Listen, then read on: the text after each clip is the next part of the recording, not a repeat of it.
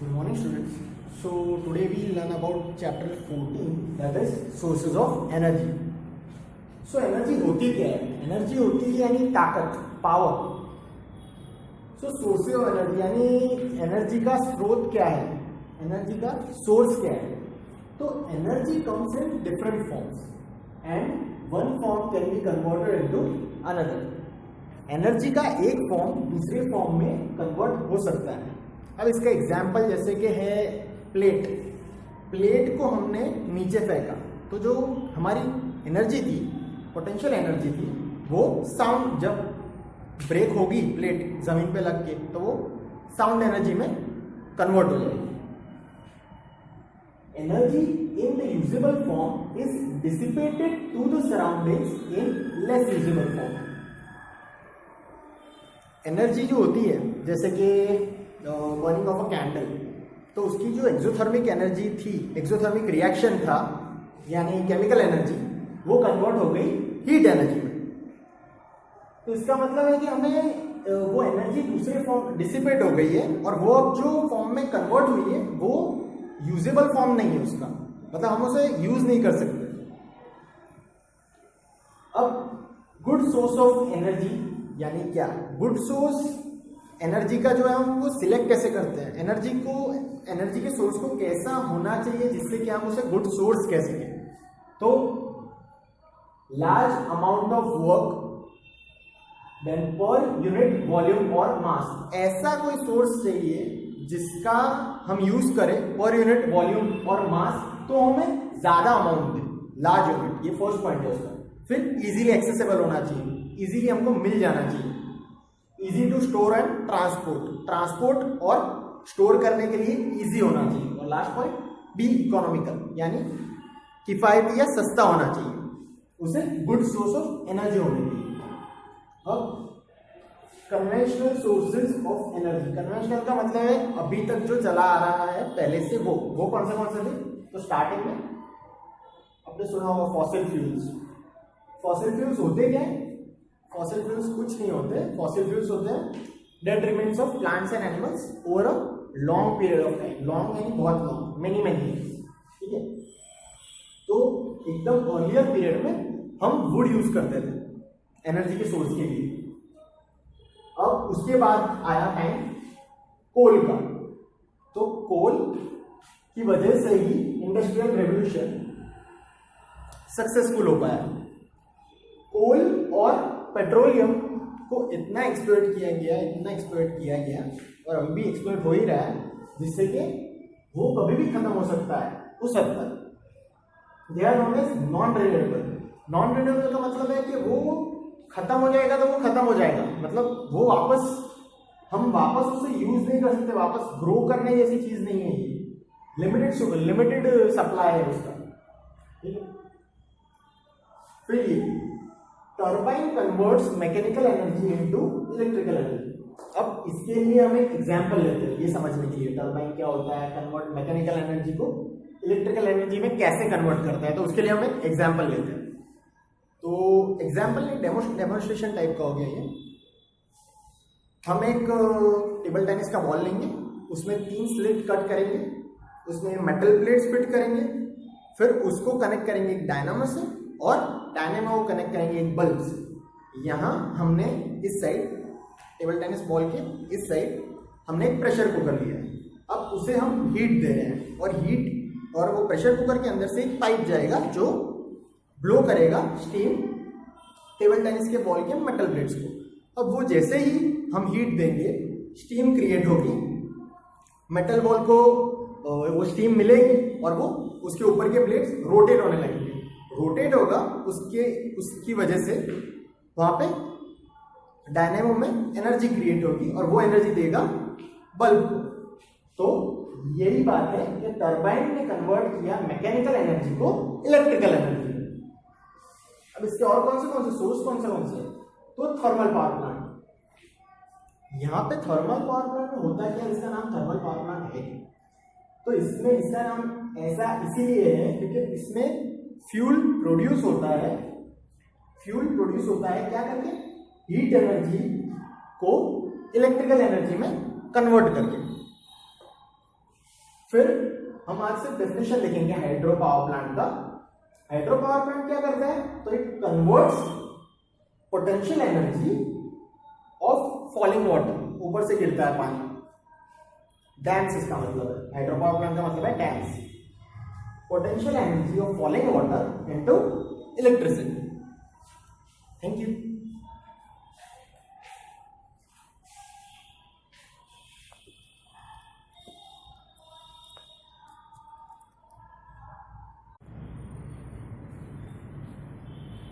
Good morning students. So today we will continue chapter 14 sources of energy. In the earlier lecture we studied about how the what is hydro energy, and now we study about how the hydro power plant works.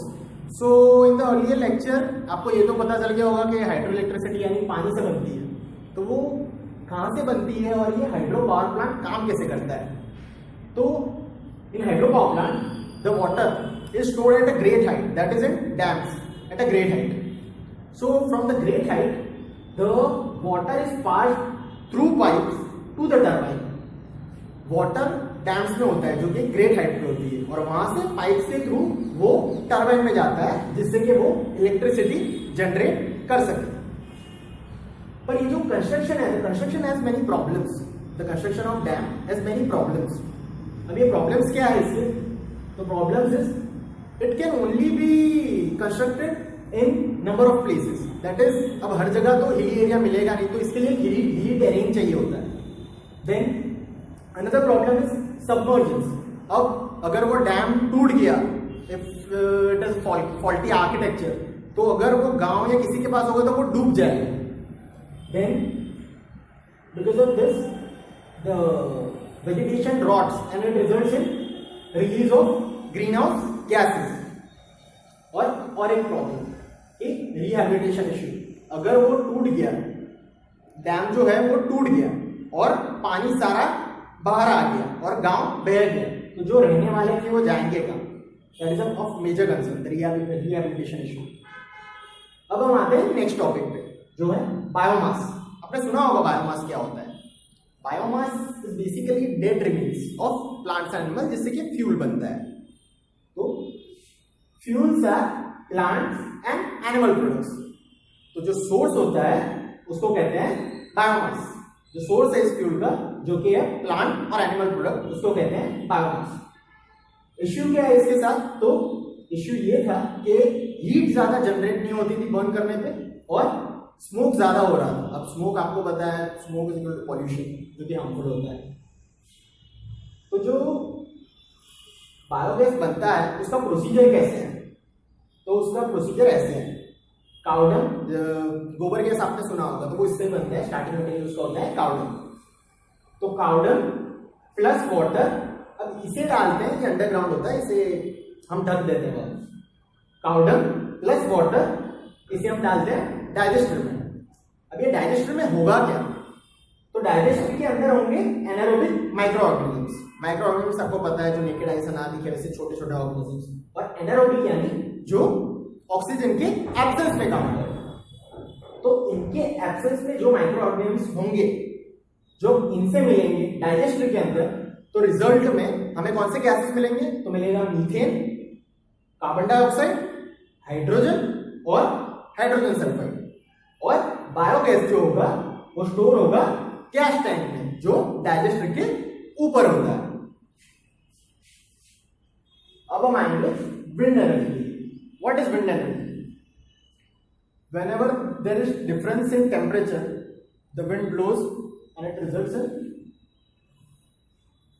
Generation of an energy which is wind energy. Wind energy generate कैसे होती है, तो जो kinetic energy होगी wind से, kinetic energy of winds is turned into mechanical work. Mechanical work यानी कैसे, तो विंड मिल है इसका एग्जांपल, विंड मिल काम करता है। तो एक एग्जांपल है विंड मिल, तो वो होगा रोटेटरी मोशन जो होगा विंड मिल का, वो रिजल्ट करेगा जनरेशन टरबाइन के थ्रू। तो इससे हमें विंड एनर्जी मिलेगी, पर ये विंड एनर्जी जो है वो बहुत कम अमाउंट में मिलेगी, it is in very less amount. तो हम बनाएंगे, कंस्ट्रक्ट करेंगे wind energy farm.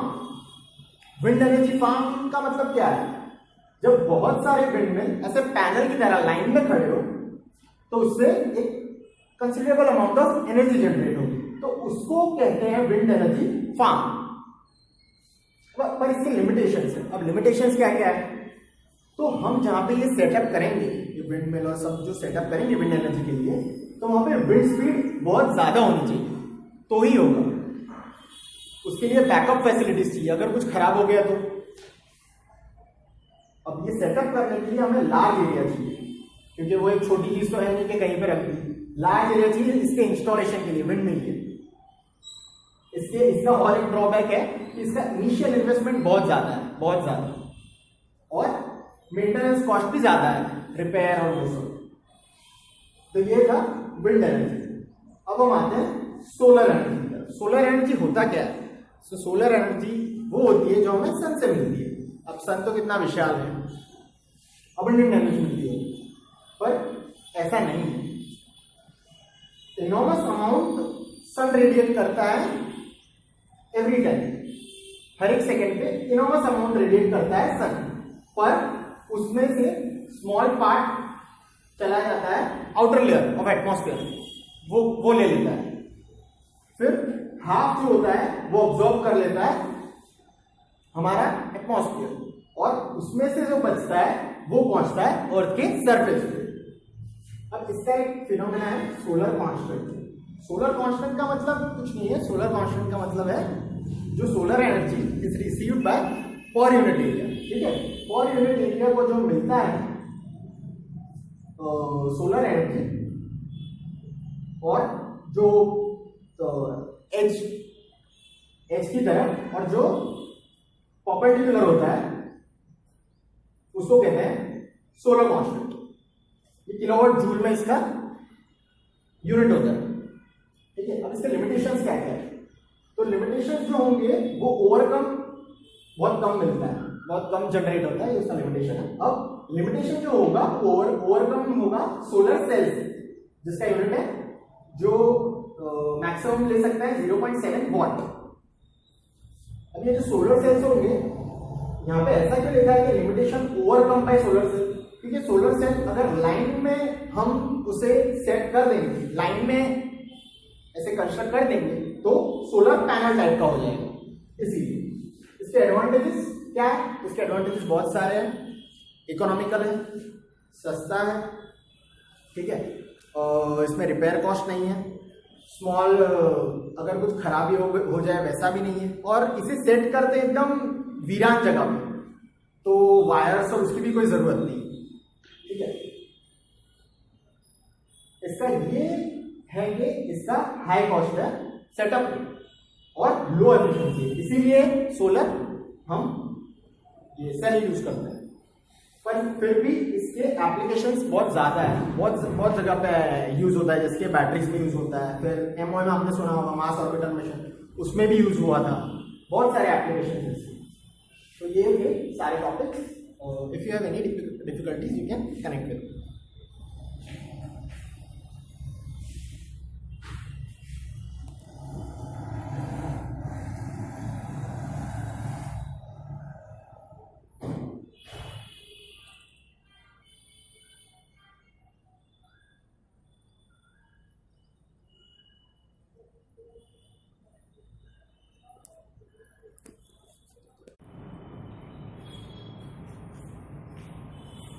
Good morning, students. So today we study about chapter 14, sources of energy. Earlier in this chapter we had studied solar energy. So today we will study tidal energy. So tidal energy होता क्या है? तो tidal energy is the gravitational pull is due to the gravitational pull of moon on spinning earth, which results in the level of water rising and falling. इसका मतलब क्या हुआ? इसका मतलब ये हुआ कि जो गुरुत्वाकर्षण है या ग्रेविटेशनल पुल है, ग्रेविटी, उसकी वजह से सी में अप एंड डाउन चेंजेस आते हैं। तो उसी का रिजल्ट है, उसी का मतलब है हाई टाइड्स और लो tides.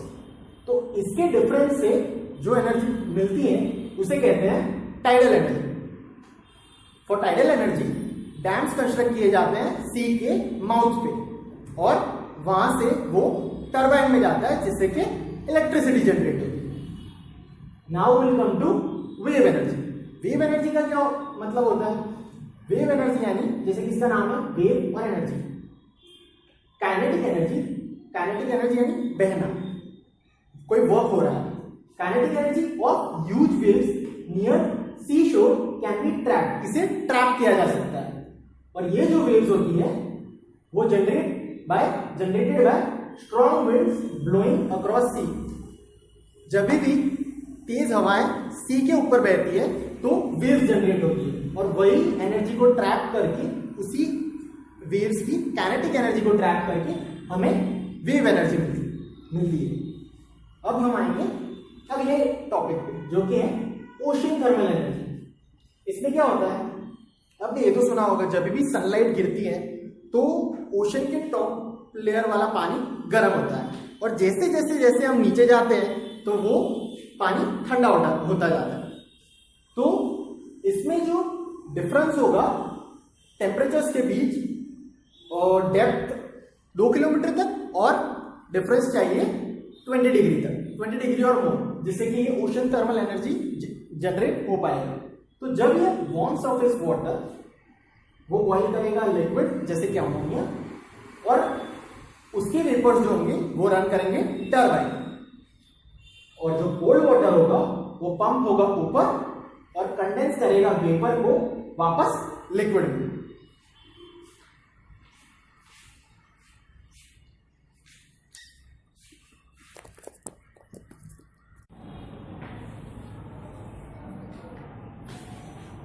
So we learn about geothermal energy. Geothermal energy आपको नाम से क्या पता चलता है? जियो यानी अर्थ, थर्मल यानी हीट, और एनर्जी यानी पावर। तो इसमें होता है क्या है? ये क्या है? तो due to the geological changes the molten rocks in the earth crust are pushed upwards and trapped in regions. जो चेंजेस होते हैं टेक्टोनिक प्लेट्स और हर चीज की वजह से अर्थ क्रस्ट में, तो जो मोल्टन रॉक्स होते हैं वो पुश होते हैं अपवर्ड्स और ट्रैप हो जाते हैं रीजन में, और ये जो रीजन में ट्रैप होते हैं उनको कहते हैं हॉटस्पॉट्स। अब जब पानी ये रीजन्स के कांटेक्ट में आता है, हॉट वाटर ये रीजन्स के कांटेक्ट में आता है तो वो स्टीम जनरेट करता है। When hot water from that region finds outlet at the surface are known as hot water springs। इसका मतलब क्या होगा कि जब भी गर्म पानी वो रीजन से जब आउटलेट ढूंढता है सरफेस तक स्टीम के साथ, तो उसे कहते हैं हॉट वाटर स्प्रिंग्स। ये कमर्शियली वायबल तो है पर ज्यादा एप्लीकेशन में नहीं आता, पर इसके एक्टिव प्लांट्स हैं कहां पे? न्यूजीलैंड और अमेरिका में, यूएसए। अब हम देखते हैं न्यूक्लियर एनर्जी। न्यूक्लियर एनर्जी होती क्या है? तो इसके दो टाइप है। कौन से? एक न्यूक्लियर फिजन और एक न्यूक्लियर फ्यूजन। न्यूक्लियर फिजन में होता क्या है? फिजन का मतलब क्या है और फ्यूजन का मतलब क्या है? सिंपल मतलब, फिजन मतलब टूटना और फ्यूजन मतलब बिखरना। ठीक है, फिजन मतलब बिखरना और फ्यूजन मतलब जुड़ना। ठीक है, तो न्यूक्लियर फिजन में atom of mass of heavy atom जैसे कि यूरेनियम है, थोरियम है, प्लूटोनियम है, when bombarded with neutrons of low energy, जब हम न्यूट्रॉन से बोmbard करते हैं तो they get split into lighter nuclear, और वो जो एनर्जी रिलीज होती है वो है टाइप न्यूक्लियर फिजन का। न्यूक्लियर फिजन से के प्रोसेस से रिएक्टर में न्यूक्लियर एनर्जी जनरेट होती है। ये आपने सुना होगा ये वाला इक्वेशन, ये आइंस्टाइन का famous equation, E is equal to delta M C square. इसका मतलब क्या है? E stands for energy, delta M stands for change in mass, और इसमें ये एनर्जी तभी जनरेट करेगा न्यूक्लियर फिजन से जब द मास ऑफ द हमारा जो एटम था वो is greater than the mass of जो इंडिविजुअल प्रोडक्ट्स थे वो, ठीक है। डेल्टा एम यहाँ पे चेंज इन मास है और सी है वेलोसिटी इन वैक्यूम। अब इलेक्ट्रिसिटी होती कौन से टर्म्स में जनरेट, तो 1 electron volt is equal to 1.602 into 10⁻19 joules, ये उसका यूनिट है। अब न्यूक्लियर पावर रिएक्टर्स ये कहाँ का है, तो ये है महाराष्ट्र में, गुजरात में, तमिलनाडु में, कर्नाटका में, कायगा, तारापुर। फिर डेंजर्स, तो डेंजर्स कौन से इसके साथ एसोसिएटेड होते हैं, तो डेंजर्स ये है कि इसका वेस्ट डिस्पोजल अगर ठीक ना किया गया तो प्रॉब्लम हो सकता है, क्योंकि रेडियो एक्टिव वो जनरेट होगा और इश्यू क्रिएट करेगा, रेडिएशन से लोग मर सकते हैं। तो स्टोरेज, डिस्पोजल, फिर इसका वेस्ट ट्रीटमेंट, ये सब बहुत हजार्डस है, बहुत हानिकारक है, और यूरेनियम भी इजीली नहीं मिलता, तो वो भी इसका एक लिमिटेशन है। एनवायरमेंटल हैजर्ड्स भी बहुत जुड़े इसके साथ। अब न्यूक्लियर फ्यूजन क्या है, फ्यूजन में बिखर रहा था, तो इसमें क्या होगा, जुड़ना, joining lighter nuclei to form a heavy nucleus, ठीक है। जैसे कि हाइड्रोजन के आइसोटॉप्स ने हीलियम बना दिया। सन के अंदर जो रेडिएशन, सन के अंदर, सूरज के अंदर जो रिएक्शंस होते रहते हैं ना, वो भी इसकी वजह से होता है। हाइड्रोजन बॉम्ब आपने सुना होगा, उसमें ये होता है, nuclear bomb, hydrogen bomb. Thank you.